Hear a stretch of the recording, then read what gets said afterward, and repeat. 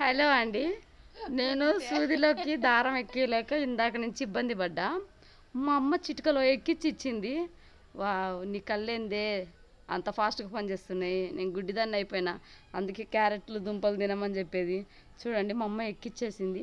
ఇంకా నీకెందుకే కళ్ళ ఆపరేషన్ అంత నాటకాలు వేస్తున్నావు, కళ్ళ ఆపరేషన్ చేపించుకుంటానని.